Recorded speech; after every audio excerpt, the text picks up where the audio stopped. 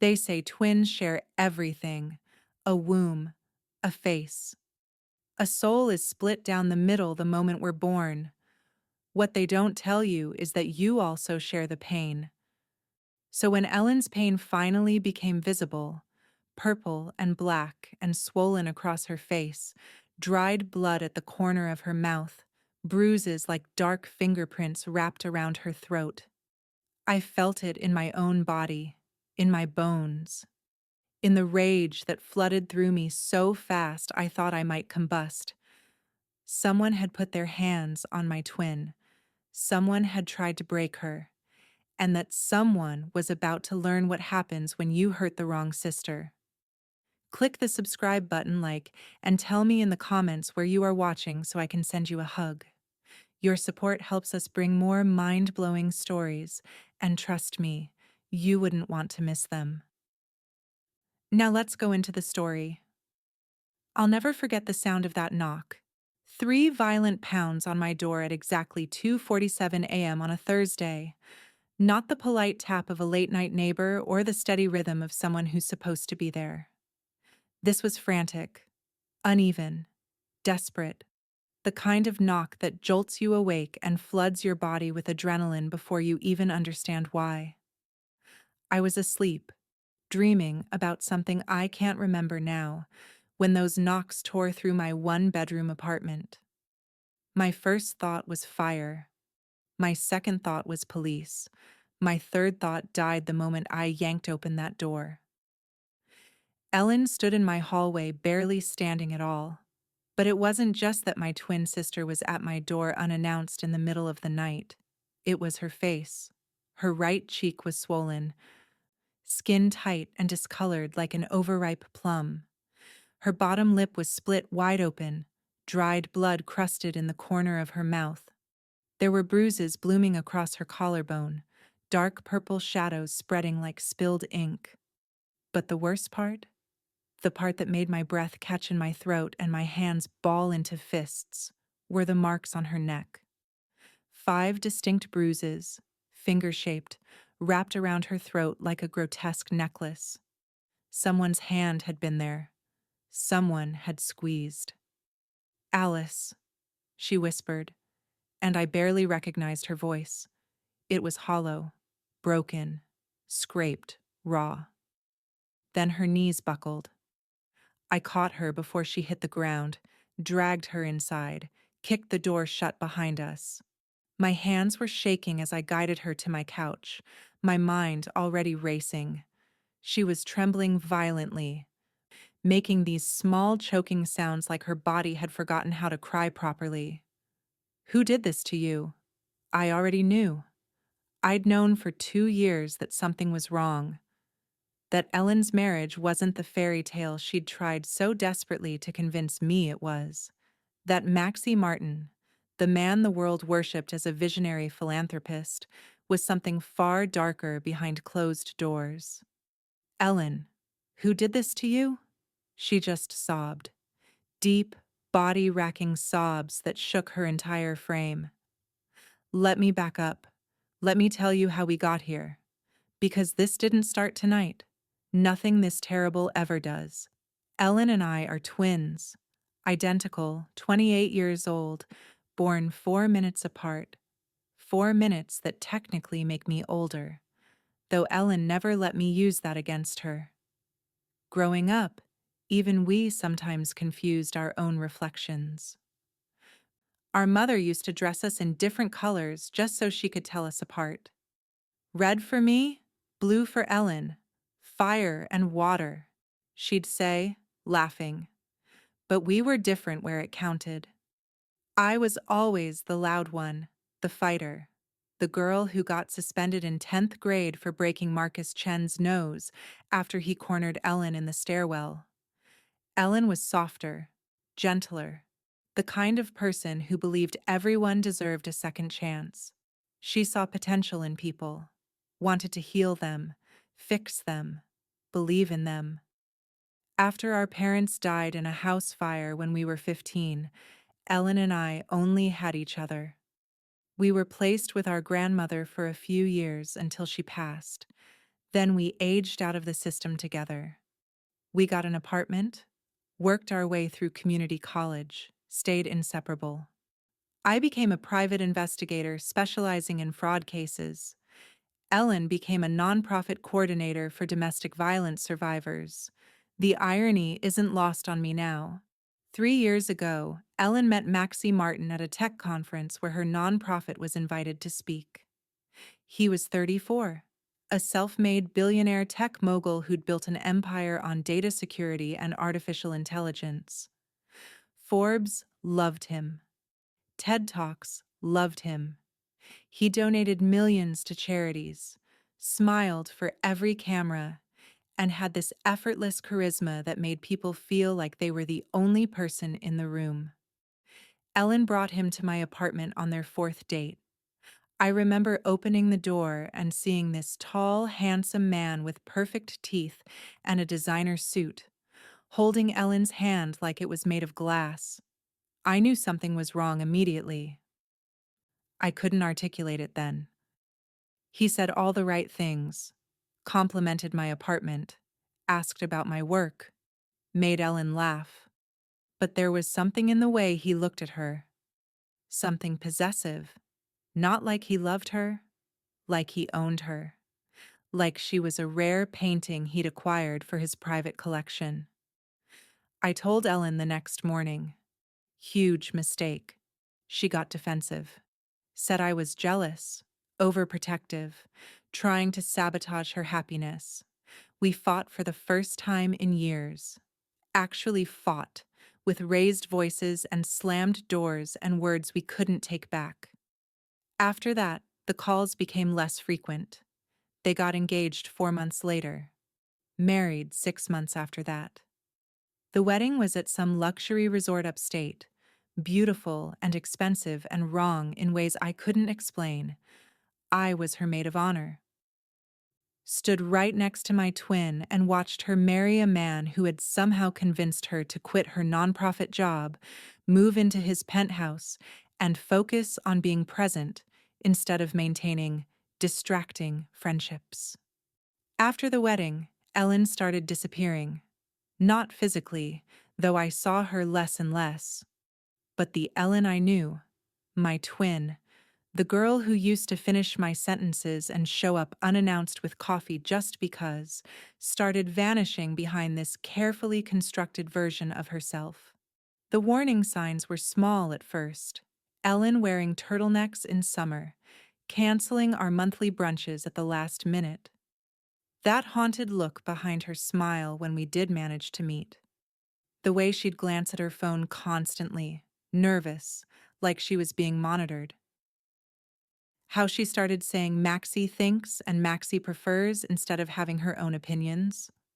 I'm a private investigator. I notice patterns, and the pattern I was seeing terrified me. But Ellen was good at hiding, at making excuses, at insisting everything was perfect even as the light in her eyes slowly died. Until tonight, until she showed up at my door beaten, sobbing, and barely alive. And now, as I sit here holding my broken twin sister while she trembles against me, I make a decision that will change everything. The system can't protect Ellen. Maxie Martin is too rich, too connected, too powerful. But he's never met someone who looks exactly like her and is willing to walk straight into hell to destroy him. But I'm getting ahead of myself. To understand what I'm about to do, what we're about to do, you need to understand how Ellen and I got here. You need to understand Maxie Martin. And you need to understand that Ellen and I have never been just twins. We've been each other's only family since we were 15 years old, and I'll be damned if some monster in a penthouse takes that away from me. It takes 20 minutes before Ellen can speak in full sentences. I get her water, ice for her face, a blanket because she won't stop shaking. I don't push. I just sit next to her on my couch, holding her hand, waiting. My investigator brain is already cataloging evidence, the placement of bruises, the timeline, the defensive wounds on her forearms. But I force myself to be still, to be her sister first. Finally, she starts talking. It didn't start like this, Ellen whispers, staring at nothing. It was small things at first. He'd check my phone while I was in the shower. Said it was because he loved me, wanted to make sure no one was bothering me. Then he started commenting on my clothes. Said certain outfits made me look like I was seeking attention. I thought he was just protective. I stay quiet. Let her continue. He installed this app on my phone. Said it was for our shared calendar, but it tracked my location. Every time I went somewhere, he'd text asking why. If I didn't respond immediately, he'd call my friends to make sure I was safe. They stopped inviting me places. He isolated me so slowly I didn't even notice until everyone was gone. My jaw clenches. Classic control tactics. Textbook abuse. He controlled everything, Alice. My passwords. My bank accounts. He said it was easier to manage our finances together, so he transferred everything to accounts only he could access. I don't have money of my own anymore. I don't have anything of my own. When did he start hitting you? My voice comes out harder than I intended. Ellen flinches. 6 months ago, little things. A shove here, grabbing my arm too tight. Then last month, he slapped me for the first time. Said I'd embarrassed him at a charity dinner by talking too long to one of his investors. She touches her split lip gently. Tonight. Tonight I smiled at our waiter when he brought our drinks. Maxie didn't say anything at the restaurant. But when we got home, her voice breaks completely. He said I disrespected him, that I was flirting. He grabbed my throat and slammed me against the wall. I thought he was going to kill me, Alice. I really thought. Stop. I pull her into my arms. You're here. You're safe. He can't touch you now. But even as I say it, my investigator mind is working. This wasn't a one-time explosion of rage. Maxie has been constructing a prison around Ellen for 3 years. Psychological warfare first, then financial control, then physical violence. Each step calculated, each trap deliberate. This is who he is. We need to go to the police, I say, already reaching for my phone. No. Ellen grabs my wrist, panic flooding her eyes. Alice, you don't understand. Maxie knows everyone. He has judges on his payroll. His security team is ex-military. He has surveillance systems I don't even know about. And his lawyer? His lawyer is the one who got Senator Morrison's son out of that DUI manslaughter charge.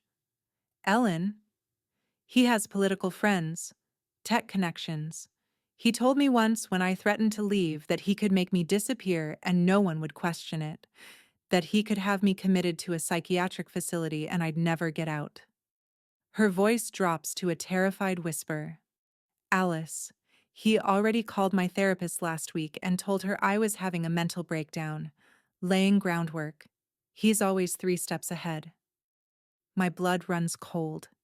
I dial the domestic violence hotline anyway, put it on speaker. The woman who answers is kind, professional. She takes down Ellen's information, starts walking us through filing a report. Then she pauses. I'm seeing a note in our system, she says slowly. Filed 2 days ago. A Maxie Martin reported concerns about his wife Ellen Martin exhibiting unstable behavior, potential self-harm. I hang up. Ellen's face confirms what I already know. He's poisoned every well, cut off every exit, made sure that if she ever tried to leave, no one would believe her. The rage that floods through me is white-hot and crystallizing. This is what I do. I find patterns, I build cases, I expose lies. But the system only works if the system isn't already bought. Maxie Martin is untouchable. Unless. I stare at Ellen, at my identical twin, and an idea forms. Dangerous, insane, possibly suicidal. but it might be the only way. What if instead of you disappearing, I say slowly, he thinks you came home? Ellen's eyes widen. Alice, what are you? He hurt you. He'll pay for it. But first, we need evidence even his money can't bury. I smile, and it's not a nice smile. And I know exactly how to get it. You want to what? Ellen stares at me like I've lost my mind. Switch places. I say it calmly, like I'm proposing we swap shifts at work instead of identities with an abusive billionaire. I go back to the penthouse as you. You stay here, safe. I gather evidence from the inside. Recordings, documents, whatever we need to bury him so deep his money can't dig him out. Alice? No, absolutely not. Ellen stands up, wincing as her ribs protest. You don't understand what he's like, what he's capable of. He'll hurt you. He'll think I'm you. I interrupt. And that's the point. It's too dangerous. Ellen. I grab both her hands, force her to look at me. We're identical twins. Same face, same height, same voice when I adjust my tone. I've been listening to your stories about Maxie for 3 years. I know his routines, how he takes his coffee, what time he goes to bed, the phrases he uses when he's testing you. But you don't act like me, Ellen protests weakly. You're strong, confident. He'll notice. Then I'll act weak, timid, broken. I soften my posture, lower my eyes, let my shoulders curl inward. When I speak again, my voice comes out smaller, uncertain. Like this. Ellen's face crumbles. I can't ask you to do this. You're not asking. I'm telling you. I straighten back up, let the steel return to my voice. You've protected me our entire lives, Ellen. After Mom and Dad died, you were the one who held me together. When I got in fights at school, you were the one who talked the principals out of expelling me. You've always been my shield. Alice, let me protect you now, just this once. The silence stretches between us. Ellen's eyes fill with tears. If he hurts you, she whispers, I'll never forgive myself. He won't get the chance. I squeeze her hands. Trust me. We spend the next 6 hours preparing. Ellen walks me through every detail of her life with Maxie. His morning routine, black coffee, 2 sugars, business news on the tablet. His expectations. She serves breakfast by 7 a.m., doesn't speak unless spoken to, keeps her eyes down when he's angry. The pet names he uses. The specific tone of voice he expects when she apologizes. I practice Ellen's mannerisms in the mirror. The way she hunches slightly, makes herself smaller. How she touches her wedding ring when nervous. The apologetic tilt of her head. The habit of saying, I'm sorry, before almost every sentence. It makes me sick, but I perfect it. Your clothes, Ellen says, pulling items from the overnight bag she managed to grab. A cream cashmere sweater, dark jeans, the wedding ring that weighs more than it should. He'll expect you home by noon. He always does after he loses control. Says he needs to check on me. While Ellen rests, I make calls. The first is to Marcus Rivera, a domestic violence investigator I worked with on a fraud case last year.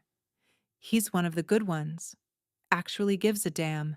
Doesn't care how much money the abuser has. I need a favor, I tell him. And I need you to not ask questions until I have evidence. How bad? Bad enough that I'm going undercover in the target's house. Silence. Then, you're insane. Probably. Can you help or not? He sighs. What do you need? A body cam, something I can hide in clothing, and a burner phone with your direct line. If I send you a code word, lighthouse, I need you to come immediately with backup. No questions, no warrants, just show up. Alice! Please, Marcus. Someone's life depends on this. Another pause. I'll have everything ready in 2 hours. By 11 a.m., I'm ready. The body cam is sewn into the lining of Ellen's designer purse, lens hidden in a decorative button. The burner phone is in my pocket, Marcus's number on speed dial. I've memorized Maxie's penthouse address, the door code Ellen gave me, the layout she sketched on paper. Ellen hands me her wedding ring with shaking fingers. Alice, please, you don't have to do this. We can run. We can… Run where? I slide the ring onto my finger. It feels like a shackle. He'll find you. You said it yourself. He has resources we can't imagine. The only way you're ever truly free is if we destroy him completely. But what if he kills you? I meet my twin's eyes. My own eyes, really. Reflected in another face. Let him try. The words hang in the air between us. A promise. A threat. A declaration of war. I change into Ellen's clothes, pull my hair into her preferred low bun, practice the timid expression one more time in the mirror. The woman staring back at me looks defeated, broken, apologetic.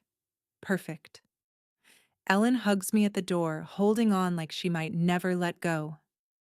If anything happens, nothing will happen. I pull back, force a confident smile. Stay here. Lock the door. Don't answer for anyone but me or Marcus. I'll text you updates when I can. Alice. Ellen's voice cracks. I love you. I love you too. I touch her bruised cheek gently. This ends today, I promise. The cab drops me off at Maxie's building at 11:47 a.m., 13 minutes early. Ellen said he likes punctuality. The doorman recognizes me, nods respectfully. The elevator ride to the penthouse feels eternal.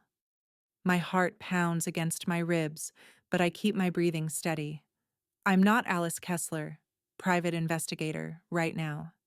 I'm Ellen Martin, scared, submissive, coming home to apologize to the man who beat her. The elevator dings, opens. I stand before the penthouse door. Sleek black wood, gold handle, camera lens in the corner. I take one breath, then I knock. The door opens. Maxie Martin stands in the doorway, glass of scotch in hand, and for a moment, I understand why Ellen fell for him. He's handsome in that effortless way wealthy men are. Perfect jawline, salon-quality hair, a tailored shirt that probably costs more than my monthly rent. But his eyes are glassy, drunk, and there's something terrifying about the smile that spreads across his face when he sees me. Ellen. His voice is soft, tender, like he's greeting a beloved pet that ran away. You came home. I keep my eyes down, let my shoulders curl inward. I'm sorry, I whisper, and I hate how small I make my voice sound. I'm so sorry, Maxie. I shouldn't have… Shh. He reaches out, cups my bruised cheek with false gentleness. I force myself not to pull away, not to break his wrist like every instinct screams at me to do. Come inside, darling. We need to talk. The penthouse is exactly as Ellen described, floor-to-ceiling windows overlooking the city, modern furniture in blacks and whites and grays, everything pristine and cold and expensive. But now that I'm looking, really looking, I see what Ellen couldn't articulate. This isn't a home, it's a surveillance state. There's a camera lens embedded in the decorative mirror by the entrance. Another in the living room, disguised as a smoke detector. Motion sensors in every doorway. I watch Maxie's phone light up as we pass through the hall, tracking my movement. The body cam in my purse is recording every second. Sit, Maxie says, gesturing to the white leather couch. It's not a request. I sit, keeping my posture small, submissive. He stands over me, swirling his scotch. I want you to understand something. Ellen? His tone is still eerily calm. Last night happened because you disrespected me. In public. Do you understand that? Yes, I whisper. My hands are in my lap, twisting Ellen's wedding ring. I'm sorry. I don't think you are. He takes a long drink. I think you still don't understand your place in this relationship. The way you're sitting right now, your posture is wrong. You're too rigid. Relax. I adjust, hating every second. Better. See. You can learn. He sets his glass down, studies me. Go change. That sweater is too form-fitting. I don't want you drawing attention to yourself. Of course. I'm sorry. I stand slowly, move toward the bedroom Ellen described. As I pass him, I catch my reflection in another mirror and spot another camera lens behind the glass. He's watching everything, recording everything. Good. So am I. In the bedroom, I find Ellen's clothes organized by color and type. Everything modest, everything expensive, everything chosen by someone else. I select a loose gray dress, change quickly, checking the room for more surveillance. Voice-activated lock on the closet. Another camera in the corner, pointed at the bed. And there, a biometric safe built into the wall, partially hidden behind a painting. Ellen's documents, probably. Her passport, her identity, locked away where only Maxie can access it. I photograph everything with the burner phone, then return to the living room. Maxie is on his phone, typing something. He looks up when I enter, and something flickers across his face. Too fast to identify. Come here, he says. I approach, eyes down. Look at me. I raise my gaze. For a split second, I forget to make myself look afraid, and his eyes narrow. Your tone earlier, he says slowly. When you apologized, it sounded different. My pulse spikes, but I keep my expression neutral. I'm just tired, Maxie. From last night, I didn't give you permission to explain. His voice drops. Dangerous. You're walking differently too. Standing straighter. I'm trying to do better. I say quickly, adding a tremor to my voice. Like you wanted. I'm trying. He moves suddenly, stepping into my space. In my peripheral vision, I see his hand raise, and my body tenses, ready to block. But I don't flinch. Don't cower. Ellen would have. Maxie freezes, his hand suspended in the air between us. His eyes lock onto mine, searching for something. You didn't flinch, he says quietly. Shit. I trust you, I whisper, forcing the words out. You wouldn't hurt me again. You promised. I didn't promise anything. He grabs my chin hard, forcing my head up, studies my face like he's seeing it for the first time. Something's different about you. Nothing's different, I say, but my heart is hammering. Maxie, please, I'm just trying. Your eyes. His grip tightens.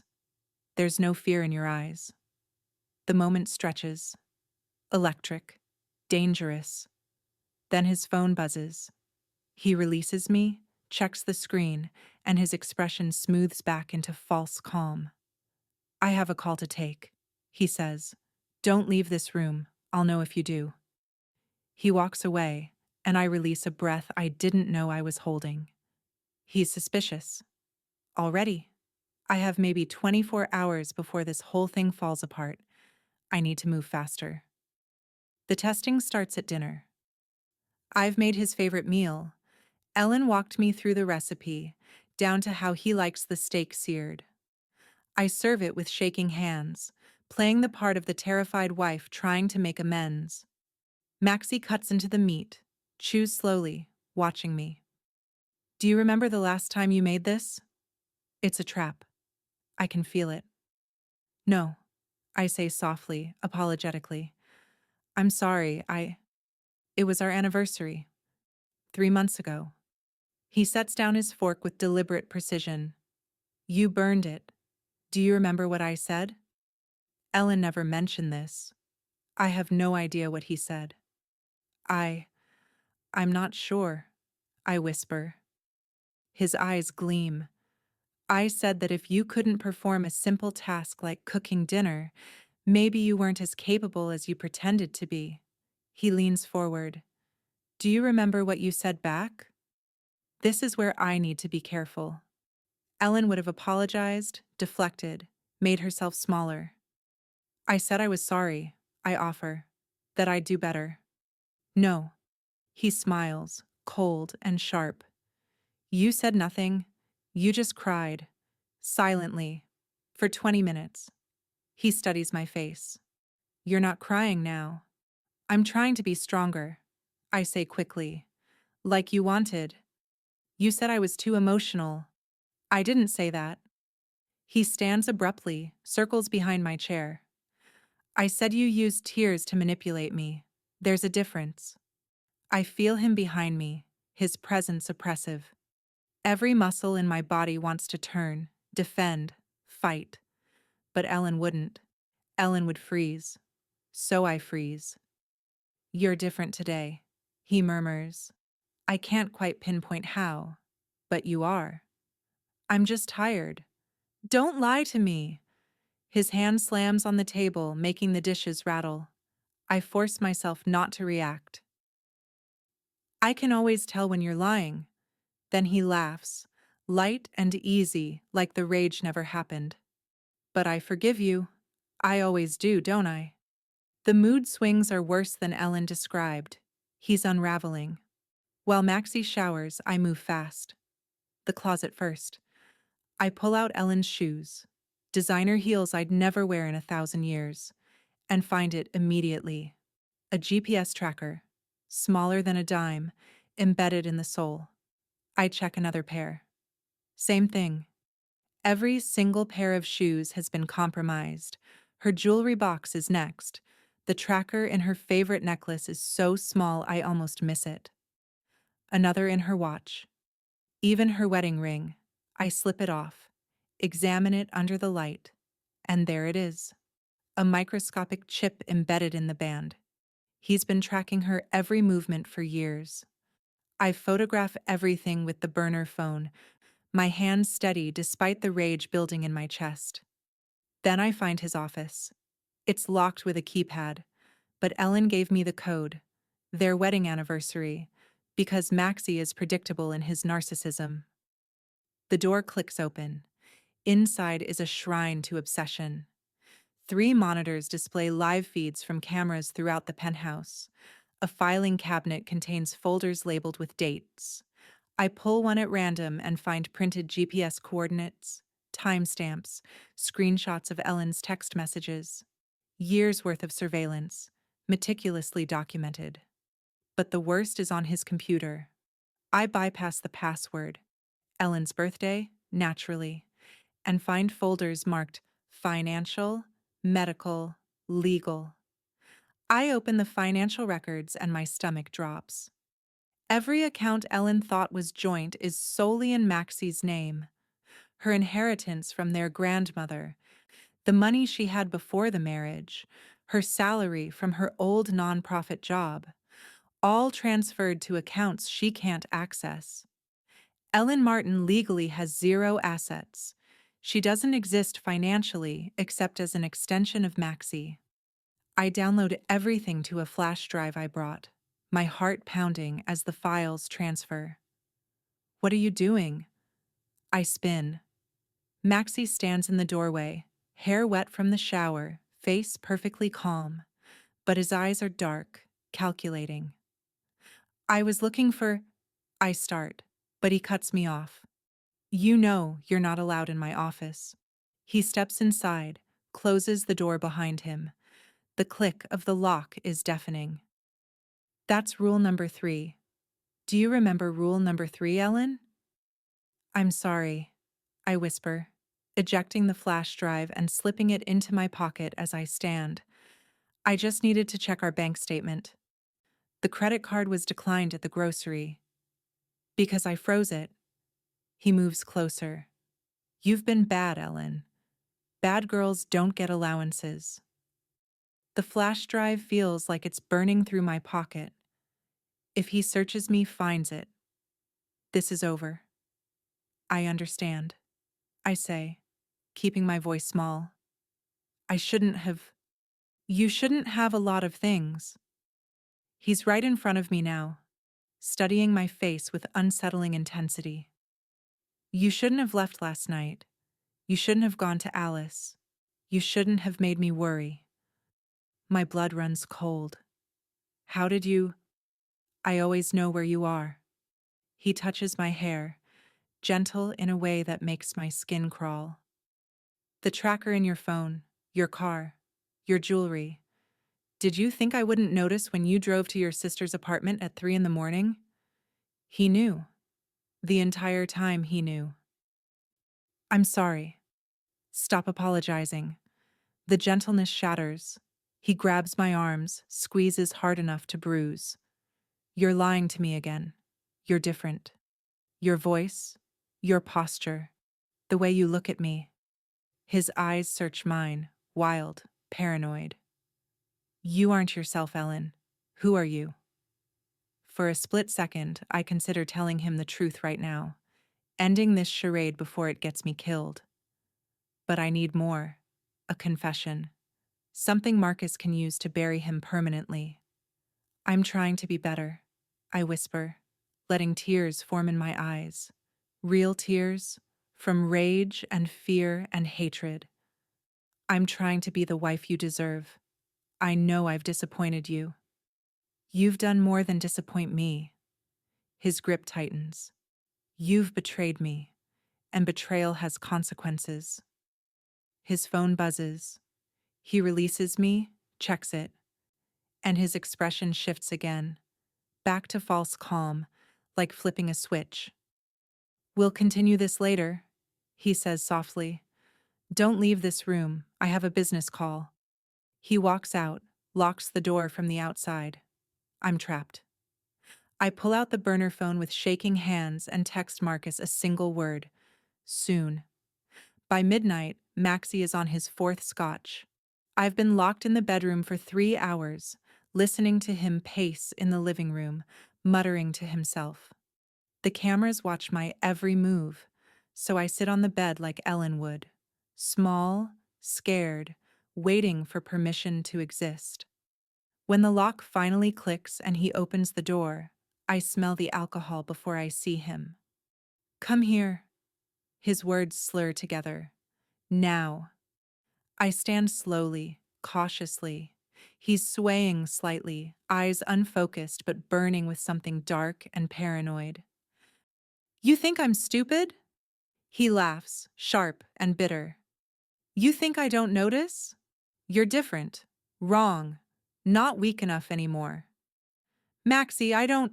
Shut up. He stalks toward me, backing me against the wall. I've been thinking. About last night. About how you had the strength to run to Alice's apartment. About how you're standing straighter today, looking me in the eye. His face is inches from mine. The real Ellen is broken. Obedient. You're neither. My pulse hammers, but I keep my voice steady, apologetic. You're drunk. Please, let's talk about this in the morning. Don't tell me what to do. He slams his hand against the wall beside my head. You don't give orders here. You don't think here. You don't exist here except as what I allow you to be. This is it. The moment Ellen lived in terror of. The moment where his mask completely falls away. And the body cam is recording every word. I own you, he continues, voice dropping to a whisper. Your money, your documents, your entire life. You can't leave. You can't hide. You can't even breathe without me knowing about it. He grabs my chin, forces my head up, fingers digging into my bruised jaw. Remember your place. Every instinct I have screams to break his arm, to fight back, to end this now. But I need him to say more, confess more. I remember. I whisper. I'm sorry. You're always sorry. But you never learn. His other hand moves to my throat, not squeezing yet, just resting there. A threat. A reminder. Maybe I didn't hit you hard enough last night. Maybe you need another lesson. Maxie, please. Please? He laughs again, wild and unhinged. You sound different even when you beg. Your voice is wrong. Your eyes are wrong. His grip on my throat tightens slightly. Who are you? Something in his expression shifts, genuine confusion mixing with rage and alcohol and paranoia. You're not acting like yourself, he slurs. Not scared enough, not broken enough. It's like you're. He stops, stares at my face, and I see the exact moment he considers the impossible. No, he whispers. No, that's insane. She wouldn't. His hand draws back. Fast. A strike aimed at my face with the full force of his rage behind it. My body moves before my brain catches up. I catch his wrist midair, stop his fist inches from my face. The room goes silent. Maxie stares at his captured wrist, then at my face, and I watch his world unravel in real time. Ellen has never blocked him, never fought back, never stopped him. His face contorts. Confusion, fear, dawning horror. I don't lower my eyes, don't make myself small, don't apologize. Instead, I meet his gaze with all the rage I've been suppressing for hours, let my expression shift from terrified victim to something he's never seen before in Ellen's face. Cold, calculating, dangerous. What? His voice comes out strangled. How did you? I twist his wrist, just enough to make him gasp and lean in close. My voice drops to a whisper, steady and clear, and absolutely certain. I'm not Ellen. The words hang in the air between us. Maxie's eyes go wide. His mouth opens, closes. His free hand trembles as the full implication crashes over him. You've been in this penthouse, telling me every twisted thing you've done. I continue, my voice still quiet but lethal. Every confession. Every threat. Every admission of abuse. His face drains of color. And I've recorded every single word. For one perfect moment, I watched the great Maxie Martin, billionaire, mogul, abuser, realize he's been destroyed by the one thing he never saw coming, the wrong twin. Then everything explodes. For one heartbeat, Maxie just stares at me, his alcohol-soaked brain trying to process the impossible. Then he lunges. He's bigger than me, heavier, fueled by rage and panic and years of unchecked violence. But he's also drunk, off balance, and he's never fought someone who knows how to fight back. I sidestep, grab his extended arm, and use his own momentum against him. Basic judo, the kind of move I've practiced 10,000 times at my gym. Maxie crashes face first into the marble floor with a sickening crack. Before he can recover, I'm on him. Knee pressed between his shoulder blades, his arm twisted behind his back at an angle that makes him cry out. Get off me! He thrashes, but I apply more pressure. You fucking bitch, Alice, what did you— Keep talking, I say coldly. Please, keep talking. You think you're clever? He's panting, furious, terrified. You think this changes anything? Ellen is mine. I made her. I broke her down and built her back up exactly how I wanted her. My grip tightens. Go on. She needed discipline. The words pour out of him, rage and alcohol loosening his tongue. She was too independent, too opinionated. I had to correct her, teach her respect. Sometimes with words, sometimes with my hands. Whatever it took to make her understand her place. The body cam is capturing everything, every word, every confession. I monitored everything, he continues, voice rising. Her phone, her laptop, her car. Every text message, every email, every step she took. I knew it all. I had to. She couldn't be trusted on her own. Why not? I push, keeping my voice calm even as fury burns through me. Because she's weak, stupid. She would have ruined everything I built for her. He struggles again, and I press harder. I controlled her money because she couldn't manage it herself. I isolated her from her friends because they were bad influences. I made every decision because she was incapable. You choked her, I interrupt. Admit it. She disrespected me. He's screaming now, completely unhinged, multiple times.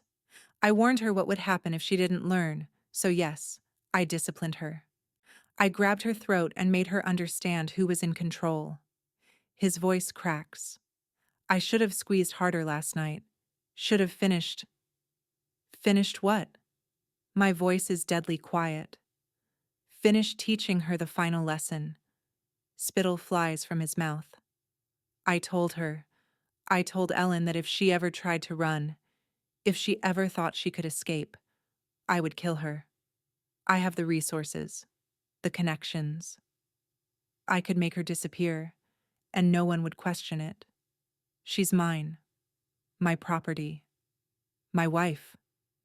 I'm shaking now, not from fear, from the effort it takes not to break his arm. I tracked her to your apartment last night, Maxie continues, words tumbling out in a paranoid rush. Watched on the GPS, thought about coming to get her right then, but I wanted to see if she'd come back on her own. Wanted to see if she'd learned. He tries to turn his head to look at me, but it wasn't her. It was you. You pretended to be my wife. You invaded my home.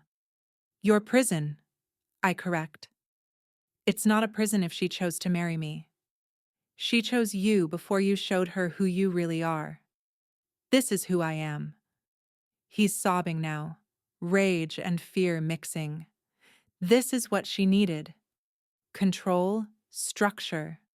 Someone to make her decisions because she couldn't be trusted with her own life. And if she's gone, his voice rises to a scream. If she ran, I'll find her. I'll hunt her down. She belongs to me. No one leaves me, no one. The threats echo through the penthouse. Clear, undeniable, exactly what Marcus needs. I lean down, speak directly into Maxie's ear. You're right about one thing. Ellen couldn't fight you. I feel him tense. But I'm not Ellen. I pull out the burner phone with my free hand, keeping Maxie pinned with my knee. The text I sent 20 minutes ago, right before he unlocked the bedroom door, glows on the screen. Lighthouse. Help is already here, I whisper. And right on cue, I hear it. The sound of the penthouse door exploding inward, the sound of multiple footsteps, the sound of Marcus Rivera's voice shouting, "Police, don't move." Maxie goes rigid beneath me, and I feel the exact moment he realizes he's lost everything. Marcus Rivera is first through the door, weapon drawn, two uniformed officers flanking him. Behind them, I spot Detective Sarah Chen from the Domestic Violence Unit, the one who actually gives a damn about cases like this. They take in the scene, me kneeling on Maxie's back, him pinned to the marble floor, still screaming. She belongs to me. I'll destroy her. I'll find Ellen and— Maxie Martin, Marcus interrupts, holstering his weapon as he approaches. You need to stop talking. Get her off me. Maxie writhes beneath my knee. This woman assaulted me, broke into my home. I want her arrested for Alice, Marcus says calmly. You can let him up now. We've got him. I stand slowly, every muscle trembling with exhaustion and adrenaline. The moment my weight lifts, two officers move in, hauling Maxie to his feet and cuffing his hands behind his back. That's when he truly starts to panic. Do you know who I am? His voice rises, imperious and desperate. I'm Maxie Martin. I have lawyers, the best lawyers in the country. I'll have all of you fired, sued, destroyed. He turns to Marcus. Whatever she told you is a lie. Ellen is mentally unstable. I have documentation from her therapist. The therapist you called to preemptively discredit her? Detective Chen steps forward, pulling out her phone. We've already spoken to Dr. Williams. She's willing to testify that you pressured her to write those reports. Maxie's face pales, but he recovers quickly. This is entrapment. He jerks his head toward me. Impersonated my wife. That's fraud. Identity theft. Everything she recorded is inadmissible. Actually, I say, my voice steadier than I feel, I'm a licensed private investigator operating with the victim's consent. Everything I recorded in this penthouse, your confessions, your threats, your admissions of abuse, is perfectly legal. I'll pay you. Maxie turns to the officers, voice shifting from threats to bargaining. All of you, name your price. Whatever you make in a year, I'll triple it, quadruple it. Just let me go. This is a misunderstanding between a husband and wife. A husband who admitted on camera to choking his wife, Marcus interrupts, to tracking her movements without consent, to financial abuse and coercive control. He holds up a flash drive, the one I managed to slip to him when they first arrived. We also have documentation of surveillance crimes, evidence of stalking, and recorded threats of homicide. Detective Chen reads from her phone. Maxie Martin, you're under arrest for assault and battery, coercive control, unlawful surveillance, financial fraud, and attempted murder. You have the right to remain silent. Attempted murder? That's insane. Maxie's composure finally shatters completely. I never tried to kill her. I was disciplining my wife. That's my right. She's my property. I mean, she's my wife. And what happens in our marriage is private. Keep talking, Chen says dryly. Please, make our case even easier. I'll ruin Ellen, Maxie screams as the officers start leading him toward the door. She'll never work again. I'll destroy her reputation. Tell everyone she's a liar, a manipulator. I have friends in every major media outlet, politicians who owe me favors, judges, who you just admitted you have on your payroll. Marcus notes. We're recording this too, by the way. Maxie's face contorts with rage and terror as he's dragged toward the elevator. This isn't over. You can't do this to me. I'm Maxie Martin. The elevator doors close on his screaming. Silence falls over the penthouse. My legs suddenly feel weak. I sink onto the white leather couch, the same couch where Maxie tested me at dinner, and put my head in my hands. You okay? Marcus sits beside me, and his voice is gentle now. I'm not sure, I admit. My hands are shaking. Is it really over? We have everything we need, Detective Chen says, reviewing footage on a tablet. His confession alone is damning, combined with the surveillance evidence, the financial records, Ellen's injuries, and his threats. He's done. His lawyers will try, but this is airtight. What about Ellen? I ask. He said he'd destroy her reputation. He can try from a jail cell, Marcus says. But with this evidence, the world is about to find out exactly who Maxie Martin really is. I lean back, close my eyes, and finally let myself breathe. I survived. And more importantly, Ellen is finally free. Dawn is breaking when I finally make it back to my apartment. Marcus offered to drive me, But I needed the walk, needed the cold air on my face, the city waking up around me, the proof that the world kept turning even after the night I just survived. I unlock my door quietly, not wanting to startle Ellen if she's managed to sleep, but she hasn't. She's standing by the window, still wearing my oversized sweatshirt, face pale and drawn. When she sees me, her entire body goes rigid. "Alice?" Her voice cracks. "Oh God, Alice!" I barely get through the door before she's on me, arms wrapped around me so tight I can barely breathe, sobbing into my shoulder. "I'm okay," I whisper, holding her just as tightly. "I'm okay. It's over." "Did he hurt you? Did he?" "He tried." I pull back just enough to meet her eyes, but Marcus got there in time. "Maxie's in custody, Ellen. He confessed to everything: assault, surveillance, financial abuse, attempted murder. They have him." Ellen's knees buckle. I guide her to the couch, and we collapse together. Two identical women who've just survived the same monster in different ways. "He can't hurt you anymore," I say, and my own voice breaks. "I promise. He can't reach you, can't find you, can't touch you ever again." Ellen cries for a long time, not the silent, terrified tears she shed when she first arrived. These are different. Loud, messy, cathartic. The kind of crying that comes when you finally feel safe enough to fall apart. Eventually, she falls asleep on my couch, her head in my lap. For the first time in 3 years, her face looks peaceful. I stay awake, stroking her hair, and think about what we just did.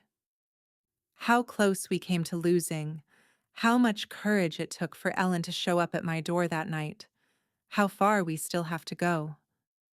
The news breaks 2 days later. Tech mogul Maxie Martin arrested on domestic violence charges scrolls across every major outlet. The story unfolds quickly. Surveillance evidence, financial crimes, recorded confessions. His empire begins crumbling within hours. Board members resign. Investors pull funding. Political allies distance themselves. More women come forward. 3 ex-girlfriends, 2 former employees, each with their own stories of Maxie's control, manipulation, and violence.